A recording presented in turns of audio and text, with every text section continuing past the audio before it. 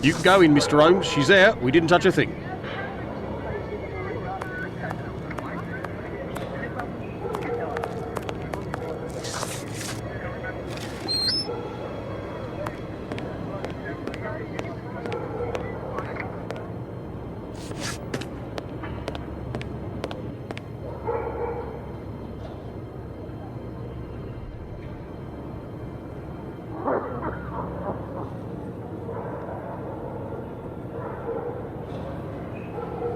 It was very good of PC Chandler to let us pass. He said no one has touched the corpse.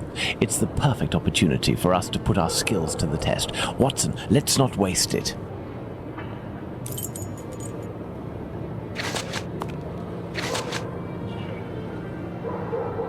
The blood is a dozen inches or so from the ground. Bloodstains on the wall. A piece of coarse muslin. 2 combs, curiously arranged.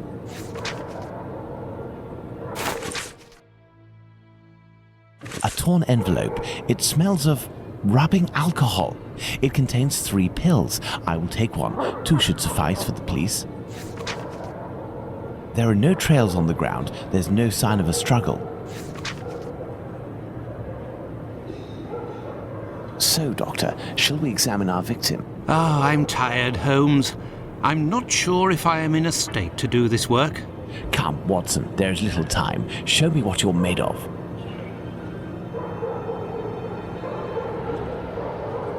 Oh, my God. Pray, Watson, pull yourself together. Can you establish the time of the crime? The extremities of the corpse are cold and rigor mortis is beginning to set in. I would say that the murder was committed over 2 hours ago, before 4:30 a.m.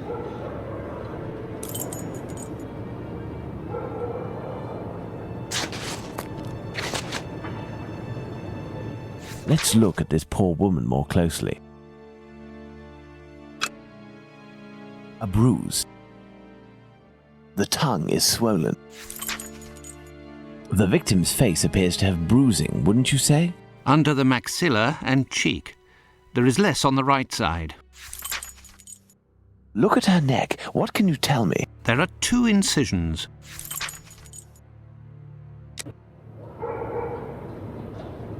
Now let's look at the stomach, or at least what remains of it.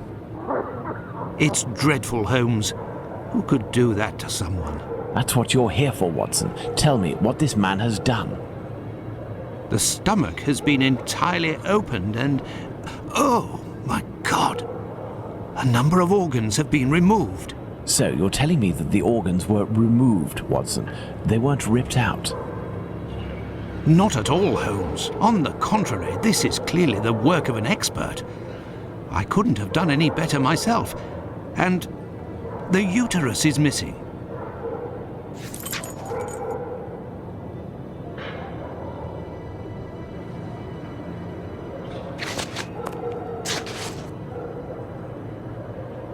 Looky here. It would seem he has a mark on his left hand. The victim must have worn a large ring or several little ones, and someone pulled them off forcefully. This detail will be very valuable, Watson. You can be sure of that. My dear Watson, now that we have found all of our clues, nothing remains but to subject them to our most likely hypotheses in order to deduce the facts.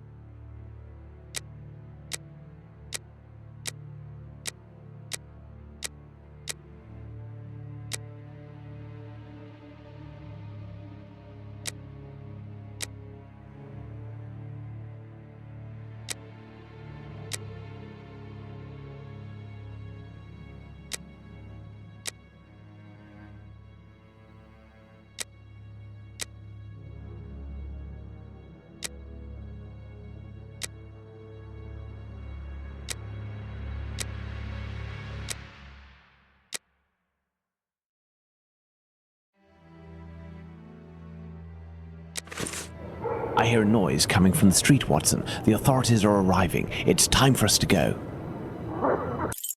Holmes has been locked away in his room for days, always saying the same things. I'm thinking, Watson. Very good, Watson. As you wish, Watson. But I am thinking too, so much so that I can't sleep. Annie Chapman.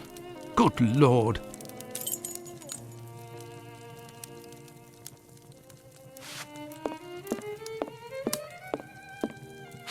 Holmes examined the broken jar that belonged to Finley's tenant.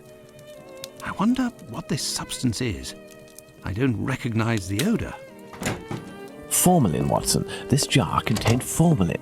Interesting, don't you think? I've been waiting for something for days. Just the tiniest bit of news that would make sense of this whole matter. But there's nothing, neither from the press nor the police. Unless Inspector Aberline is holding on to some information without realizing its importance, which is quite possible. It is time for you to return to the police station in Whitechapel, Watson. And didn't you tell me that you had a matter to take care of it? Take advantage of it to learn more about this pill and its contents. Ah, but Holmes, it's late, and spending another night in this district is hardly my idea of entertainment. I know, Doctor, but we don't have any choice. Time is against us. Take your pistol in case you run into any troublesome characters. Fine, as you wish, Holmes.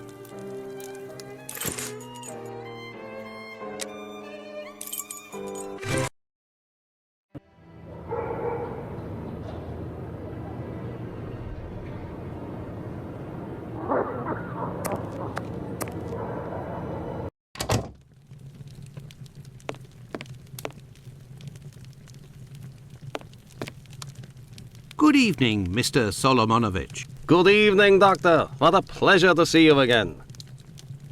Have you finished converting the harnesses? Yes, just now. I got a little behind because of all the commotion. Commotion? Don't you start. 3 days ago, the very afternoon that you passed by, there was a chase throughout the neighborhood.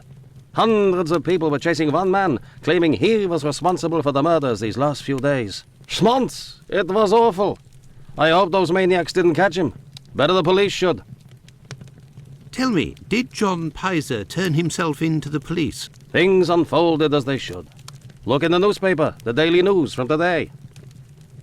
Farewell, Isaac. Goodbye, Doctor.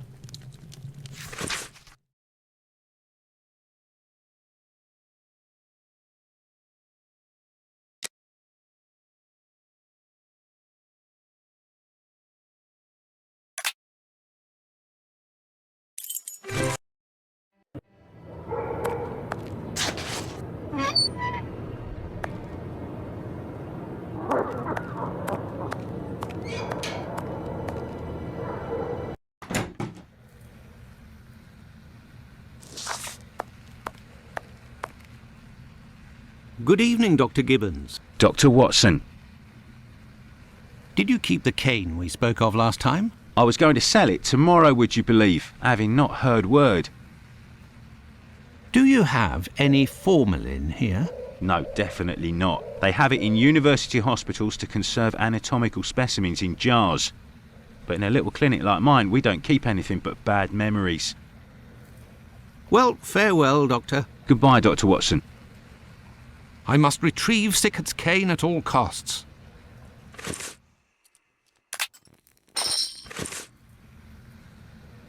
Yes, Doctor? Here are your harnesses, Doctor. They are top quality, I'd say. Definitely worth the price of this walking stick.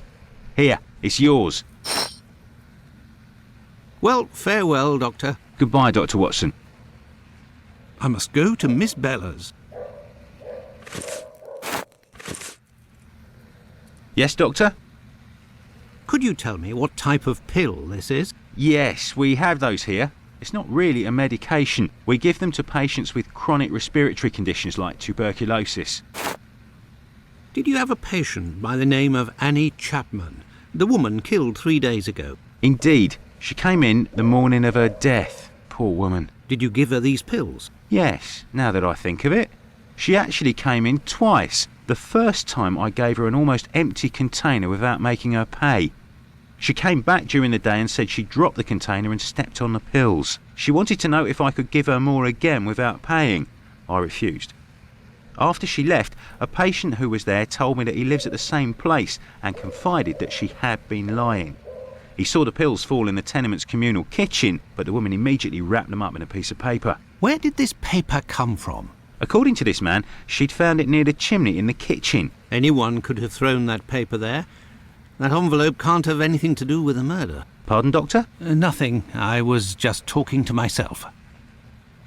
Well, farewell, Doctor. Goodbye, Dr. Watson. I must go to Miss Bella's.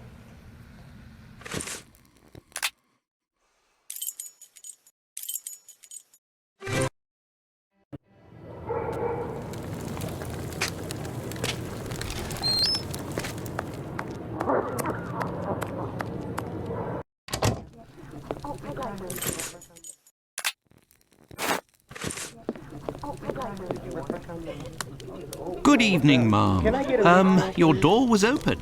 Isn't that a little dangerous? Hello, Doctor.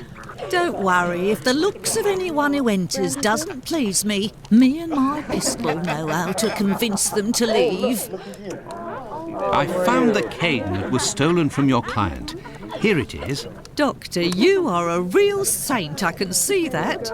I'll finally be able to present my bill to this damned painter. If by chance you see him, tell him that a little surprise awaits him here.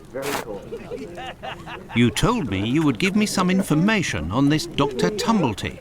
Agreed. He's a Canadian or an American. He parades from time to time through the neighbourhood in a 50-guinea suit and acts like a doctor. But for business, he isn't worth it. This damn Yankee hates women. The few times that he was approached by the girls, he spit on them, all the while hurling insults.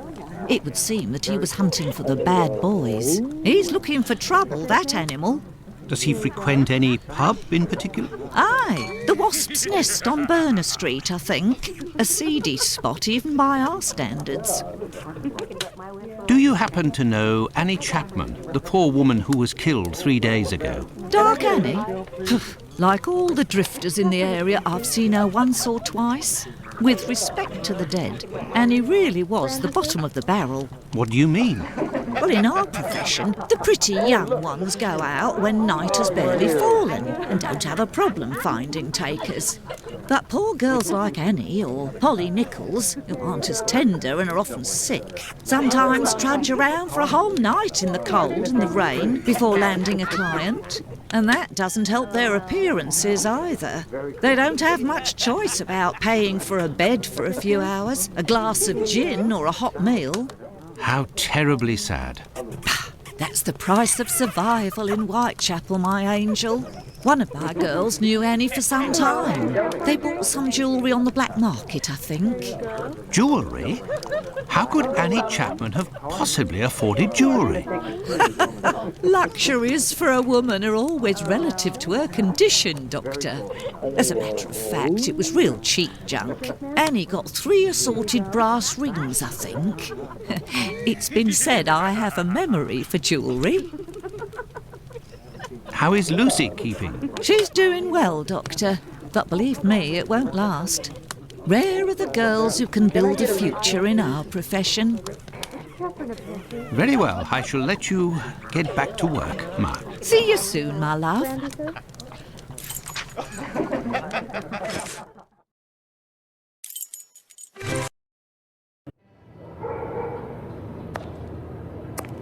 The Wasp's Nest. This pub looks even more disreputable than the Golden Lion in Baker Street.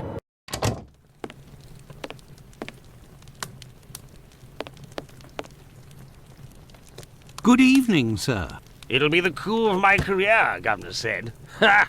You'll make loads of doss of the paper, he said. You're a journalist? That's so. Tom Bulling at your service. The Whitechapel ferret, the wizard with the scoop. You don't appear to be in a state to write anything, my friend. You're mistaken. Whiskey passes through the blood and turns into ink. Simple. You see, mugs and inkwells are all the same. Don't you think you should settle your tab and go home? My red ink? Where's my red ink? I won't even pay half a halfpenny if they don't return my red ink. It's my blood, you hear? Very well, I'll be on my way.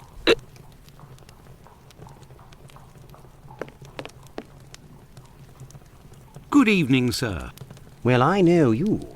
Why, we met at Miss Poolman's the other day. So you've come to slum it in Whitechapel, eh? Do you know Dr. Tumblety, a Canadian or American chap? Quite an extravagant dresser. Frequents this pub now and then. Are you intimate? No. What do you mean by that? Oh, nothing. Nothing at all. I just wanted to prove my discretion concerning this man, in so much and so far as I know him. You wouldn't like it if one day the tables were turned and everyone was talking about why you were in the borough. Isn't that so? As it happens, I saw Miss Poolman recently. She told me that she couldn't wait to see you again. She said something about a surprise that is waiting for you at her establishment. Why, that is some of the best news I've heard, my friend. As thanks, I would like to let you in on a secret. The man that you were talking about, and whom I happen to know by sight, passed by and went through that little door that you see over there. Another man let him in. They weren't together for more than a few minutes, to be sure, eh? Well, I will continue my search. Ah, love. But what is this person trying to imply? This matter is beyond me.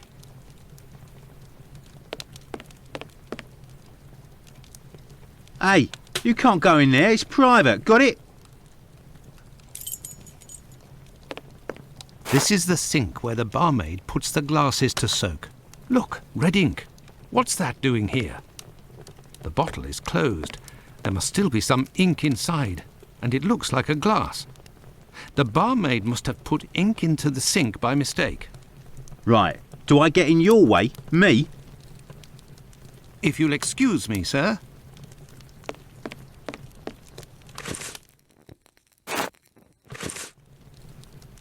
You're the best. The boss told me. My red ink. Where's she be?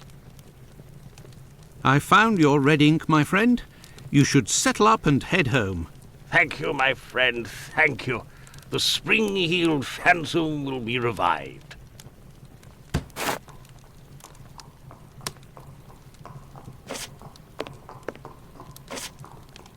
Greetings, my good man. Could I have a pint?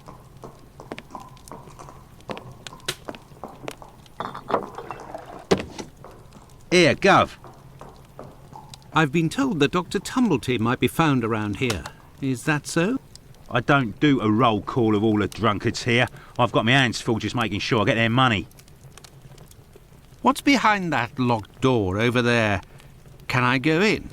Not likely. And let me be unless you're wanting a drink. Got it? Here you go. It's on the journalist, my friend. I owe you one. The next one is on me. What'll it be? Nothing, thanks. But I may need your help. Listen, my friend. I would like you to let me in the door over there. You're a bobby? A peeler? Absolutely not, my friend. I am a doctor. Fine. I owe you this at least.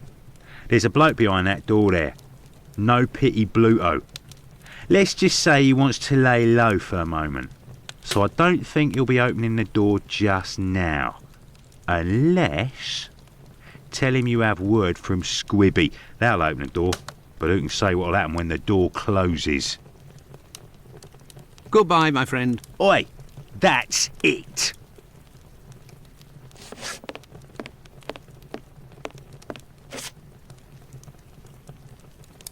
Let me in. I have news from Squibby. But stay calm.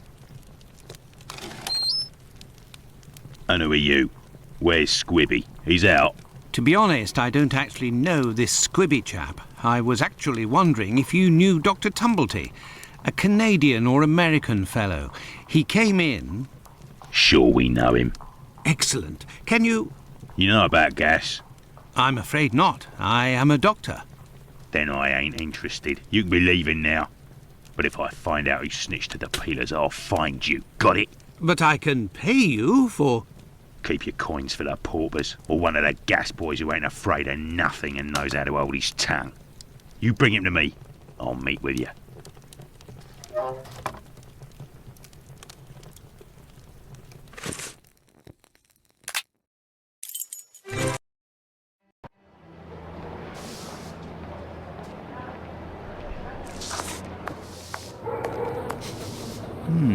There is a strong smell of gas.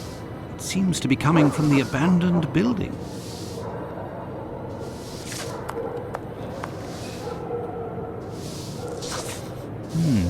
There is a strong smell of gas. It seems to be coming from the abandoned building.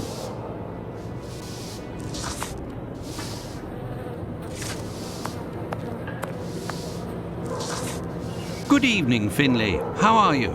Oh, good evening, Doctor. So. And you? It smells of gas here. You might say, Doctor, without wanting to speak ill of the force, I have to wonder if the police are up to something. What do you mean? Well, I was outside yesterday evening when the light went out at my place, and a gas smell came from the abandoned building across from my place. And a minute later, the police arrived and were snooping all around like it was them who hid the gas before arriving. Have things sorted themselves out with your strange tenant? Don't talk about it, Doctor. That man is truly bizarre. He goes to the most sordid locations once night falls. 3 days ago, my wife told me she saw him come in with blood-stained clothes and a fearsome look. Interesting. What does he look like, and how old is he? Oh, he's my age, give or take, so the other side of 50. He's always dressed in a striking manner with an American hat. He's big, close to 5'11", I'd say. He has a strange voice, not just his accent, see, his voice. Very well. Goodbye for now, Finlay. Goodbye, Doctor. Now then, let's go to the police station.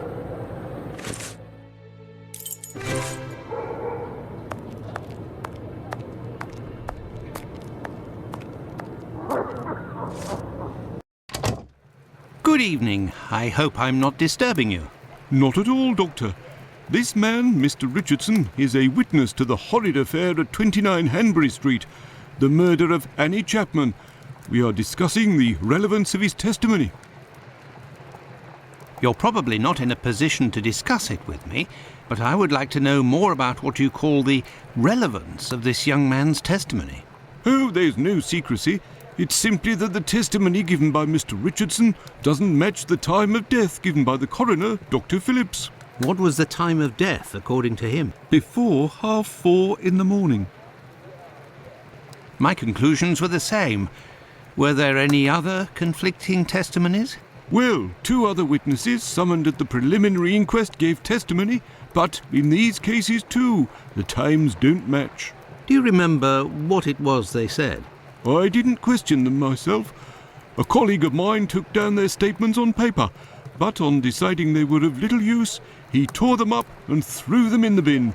There's no point in being bogged down with useless paperwork. I will take my leave, Humphreys. Goodbye, Doctor.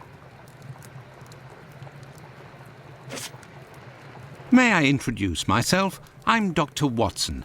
I am... You wouldn't be the chap what writes the detective stories in that there paper? Well, yes, indeed, my stories have been published in the Strand.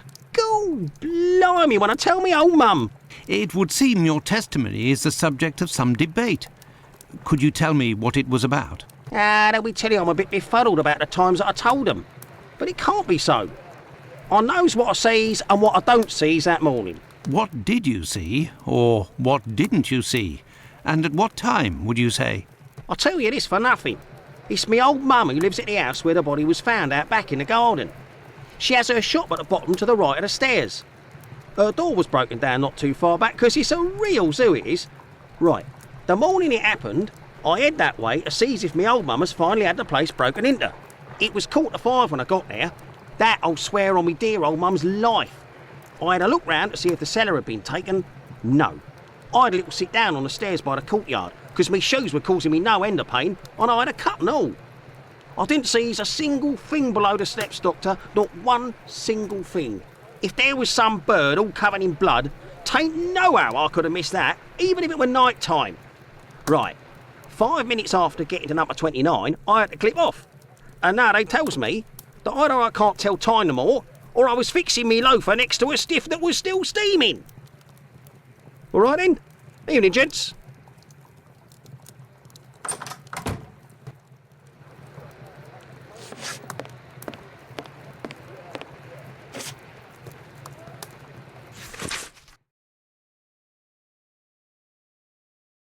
An old report on arrests that took place a few years earlier.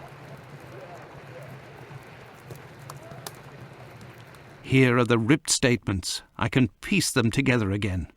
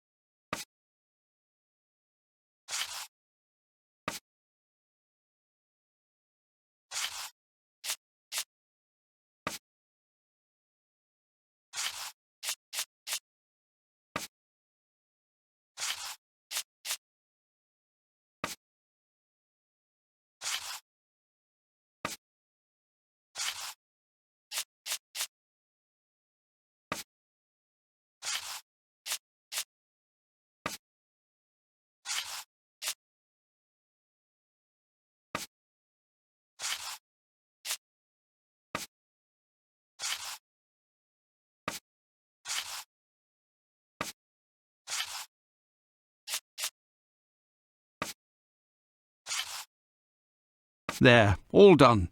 Holmes couldn't have done better himself.